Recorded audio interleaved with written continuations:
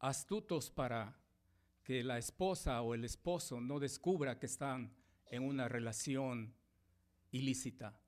Así es el pecado. Pero veamos qué es lo que dice Dios hablando de el adulterio. Vayamos a esa cita que aparece ahí en el libro de Proverbios, capítulo 6. Proverbios, capítulo 6. Y busquemos desde el versículo 32 hasta el versículo 33. Dice así la palabra de Dios en Proverbios 6, 32 a 33. Mas el que comete adulterio es ¿qué cosa? Falto de entendimiento. El ser humano, el hombre, piensa que cometer adulterio es actuar con astucia. Es muy inteligente para ingeniárselas y tener una relación extramarital. La palabra de Dios dice, no. No es inteligente. ¿Es qué cosa? Falto de entendimiento. Esa traducción, falto de entendimiento, es una traducción que suaviza mucho el verdadero sentido de lo que aparece en la Biblia. Porque lo que aparece en la Biblia en realidad es una expresión muy fuerte, hasta ofensiva. Podría leerse así, mas el que comete adulterio es un tonto. Es un tonto. El adúltero no es astuto, no es inteligente para ingeniárselas y tener una doble vida, escondiendo su relación ilícita de su esposa. A los ojos de Dios, el adúltero es un tonto, es un falto de entendimiento. Corrompe su alma el que tal hace. Eso quiere decir que contamina absolutamente toda su vida. Corrompe su alma el que tal hace. ¿Cuál va a ser la consecuencia? Heridas y vergüenza hallará. Ese es el testimonio de Dios para el adúltero. Heridas y vergüenza hallará. Y lo que es más triste al final del 33, su afrenta nunca será borrada. El adúltero, si es un hijo de Dios y si reconoce su pecado y se aparta, sí, es perdonado por Dios. Dios tiene misericordia de él. Pero la consecuencia de su adulterio va a estar siempre delante de él. Nada ni nadie puede librarle de la consecuencia del pecado de adulterio. Por eso dice, su afrenta nunca será borrada. Amados hermanos y hermanas también, pero tal vez los varones somos más susceptibles a esto. Tengamos extremo cuidado con la infidelidad, extremo cuidado con el adulterio. El adulterio es algo terrible. El adulterio es algo que afecta gravemente en todo sentido, no solo a la persona que lo comete, a la familia de la persona. Ustedes no se imaginan el sufrimiento, el dolor, la angustia cuando ha habido adulterio en uno de los cónyuges en una familia. Es increíble. Afecta a la iglesia. Si la persona que lo comete es un creyente, la iglesia sufre como ustedes no tienen idea. Y la iglesia va a administrar disciplina en un caso de adulterio. Y eso va a traer vergüenza a la familia, va a traer un mal nombre, un mal testimonio para la iglesia. Afecta a la sociedad entera. Los únicos que ganan con un adulterio son Satanás y sus demonios. Ellos son los únicos que sacan ventaja. El adúltero no, porque por un instante de placer prohibido tiene que pagar con toda una vida de desesperación y de ver una familia destruida. Hay que tener mucho cuidado, amados hermanos, con el adulterio y en realidad con todo pecado que tenga que ver con el sexo. La pureza en lo moral es tan, pero tan importante. Ahora, nadie cae en adulterio de la noche a la mañana. El adulterio siempre es un proceso. ¿Dónde comienza? En la mirada. La primera mirada. Allí es donde comienza. Esa primera mirada que crea un pensamiento en la mente. Y si ese pensamiento en la mente es acariciado, eventualmente se convierte en una fantasía. Y si esa fantasía es retenida y entretenida en la mente, eventualmente va a llegar la acción, el adulterio. Por eso, si queremos estar firmes en contra del adulterio, es necesario cortarlo de raíz. Tan pronto aparece ese pensamiento en la mente, hay que cortarlo. Alguien ha dicho con sobrada razón que en el caso de nosotros varones, la primera mirada no lo podemos controlar, porque está allí lo provocativo en cuanto al sexo. En la calle, en las revistas, en la televisión, en el internet, en todo lugar. Está allí, no lo podemos evitar. No podemos hacer un anuncio, aquí voy, quítense todas las mujeres que están mal vestidas. No podemos hacer eso. No se puede evitar. La primera mirada no se puede evitar, pero la segunda mirada sí puedo evitarlo. La segunda mirada sí, yo tengo el control. Y si me deleito en lo que veo, si lo guardo en mi mente, lo atesoro, hago fantasías en cuanto a eso, eventualmente voy a caer en el adulterio. Amados hermanos, esto hay que cortarlo de raíz. Y la forma de cortarlo es dependiendo del poder de Dios. Dios nos ha hecho nuevas criaturas. Y como nuevas criaturas hemos muerto al pecado. Y si hemos muerto al pecado, debemos evitar responder a los impulsos del pecado. Cada vez que yo soy tentado en esa área, a mi mente viene la idea de que mi Salvador en aquella cruz pagó por ese pecado. ¿Cómo yo puedo seguir cometiéndolo? ¿Cómo yo puedo deleitarme en algo que trajo tanto dolor, tanto sufrimiento a la bendita persona de mi Salvador? Amados hermanos, cuando estén tentados en lo sexual, la táctica más segura es huir. Huye de la fornicación, dice la palabra del Señor.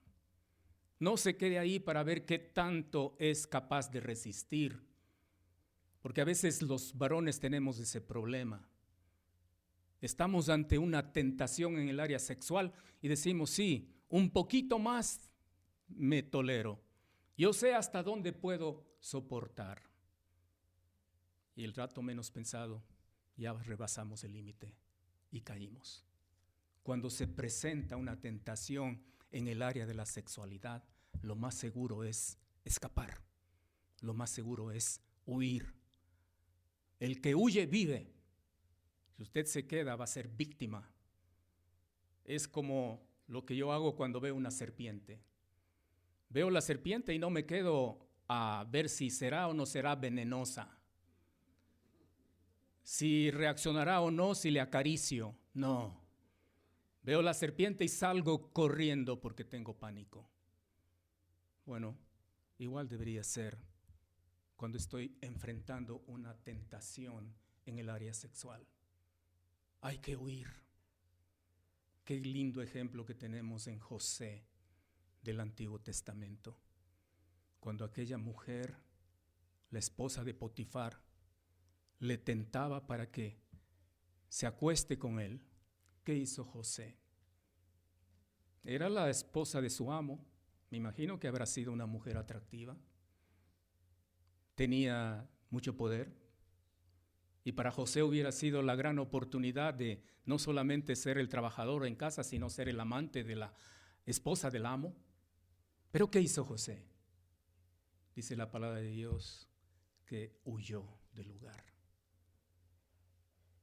La mujer debe haber estado tan desesperada por él que le tomó de su ropa para que no se vaya.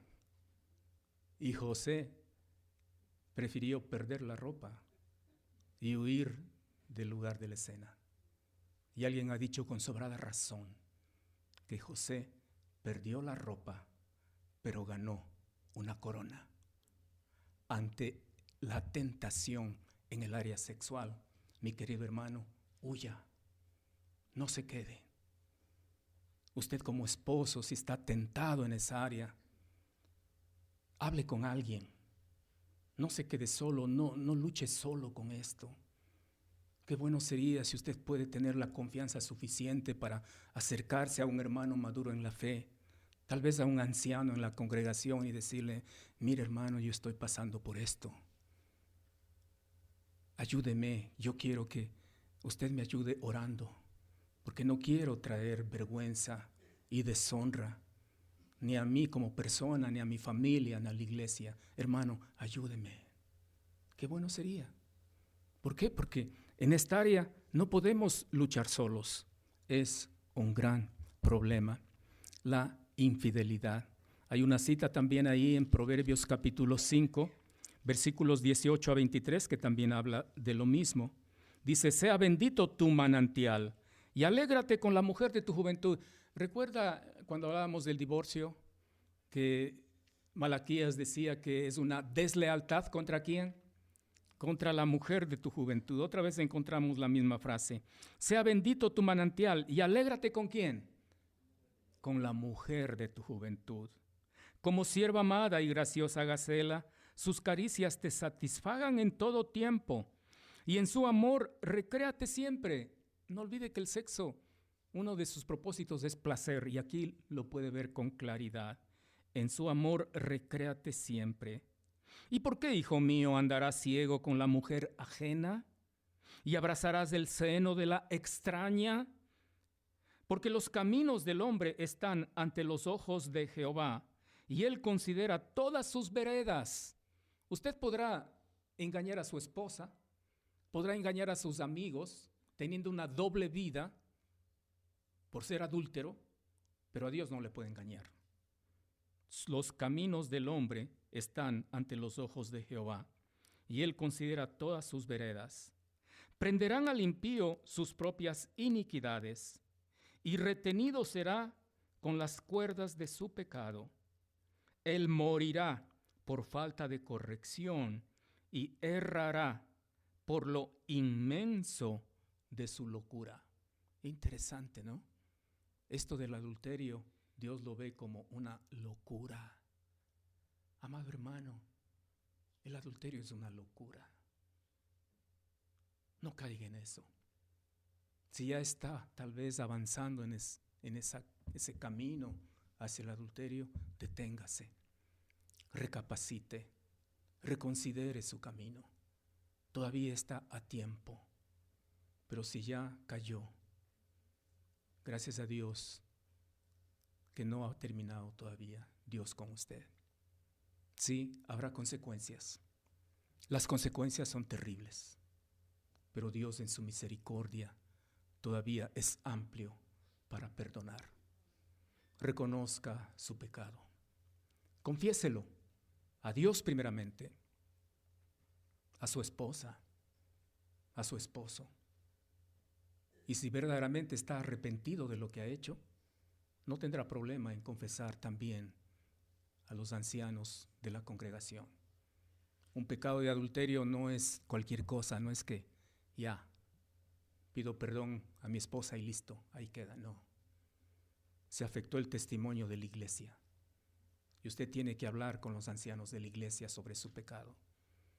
Y los ancianos determinarán la disciplina adecuada en cada caso en particular. No es que ya se acabó para usted porque cayó en adulterio. Vivirá las consecuencias, eso nadie lo puede evitar. Pero sí, usted puede ser restaurado. Y el proceso de disciplina justamente busca la restauración. La disciplina en una iglesia para alguien que ha cometido adulterio no es el castigo. No es esto te pasa por haber hecho eso, no. La disciplina para un adúltero en la iglesia es lo que Dios va a utilizar para que ese adúltero sea restaurado y pueda volver al lugar que debe tener. Tenga cuidado con la infidelidad, con el adulterio. Nada justifica una infidelidad matrimonial. No hay justificativo.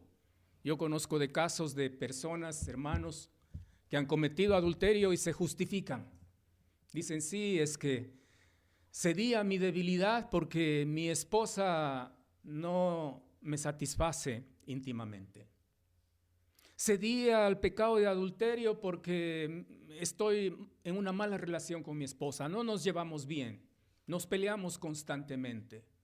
Y como no nos llevamos bien con ella, entonces yo soy débil en esa área y por eso caí. Se justifica el adulterio, pero nada justifica una infidelidad matrimonial. Hay un texto muy descriptivo en el libro de Hebreos, en el capítulo 13, allí en el versículo 4. Observe lo que dice Hebreos 13, 4. Honroso sea en todos el matrimonio y el hecho sin mancilla, pero a los fornicarios y a los adúlteros los juzgará Dios. Honroso sea en todos el matrimonio. El adulterio deshonra al matrimonio. No hay justificación alguna para adulterio en el matrimonio. ¿Por qué? Porque el matrimonio es honroso. El hecho es sin mancilla. Los fornicarios y los adúlteros serán juzgados por Dios. Bueno, si ha habido adulterio en la relación de matrimonio, todavía está disponible el perdón. Efesios 4:32 es un texto muy lindo porque habla de la necesidad que tenemos de perdonar, inclusive al adúltero o a la adúltera. Dice la palabra de Dios en Efesios 4:32. Antes sed benignos unos con otros, misericordiosos. Y luego viene la parte importante, perdonándoos unos a otros, como Dios también os perdonó a vosotros en Cristo. Perdonándoos unos a otros. Dios perdona el pecado en la medida que se lo reconozca, se lo confiese y se aparte. Y si Dios perdona, ¿quiénes somos nosotros para no perdonar?